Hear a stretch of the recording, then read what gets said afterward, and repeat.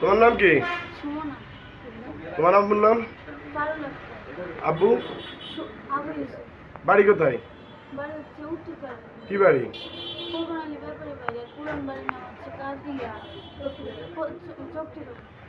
কি হয়েছে, ঘটনা কি হয়েছে একটু বলো তো তোমার সাথে? আমার দাদু আমাকে মারে, আমার ফুফু কথা শুনে আমাকে মারে, আমার গায়ে হাত তোলে, আমাকে ফলো। আজকে আমার ফুফু যখন বসেছিল রান্নার দোয়ারে, তখন আমি গোসল, আমার দাদু বলছিল যে কেউ না বোরকা ধুয়ে দিতে। আমি বোরকা ধুয়ে দিচ্ছি। বোরকা ধোয়ার পর আমি যখন যাওয়া ধরছিলাম না, আমি গোসল করার জন্য ওই সাবান নিতে গিয়েছিলাম। আমার ফুফু বলছিল, আমি ফুফুকে বলছিলাম যে সরতে, ফুফু সরে না।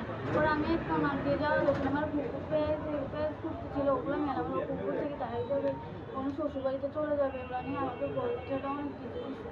তারপরে আমাকে অনেক বকছে, অনেক পরিচয় বলছে। এগুলো আমার দাদু আমাকে লাঠি দিয়ে মারছে, তারপরে এমনিতে থাপড় দিয়েছে, খামচি মারছে এখানে। তারপরে আবার আমাকে সোলার মুঠা দিয়ে মারছে, ওই জায়গাও আসছে। কে মারছে? আমার দাদু।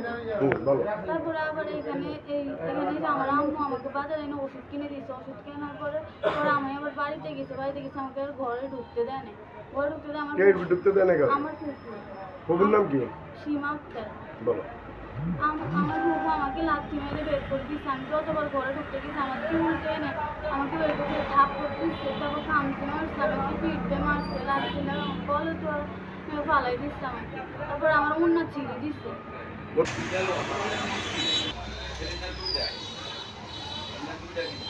আমার দাদু আমাকে ওইখানে রাখতে চাইতেছে না। আমি প্রতিদিন আমার হাতে কাজ করে, আমি স্কুল থেকে আসলে কাজ করে, আমাকে পড়াশুনো ঠিক মতো করতে দেয় না।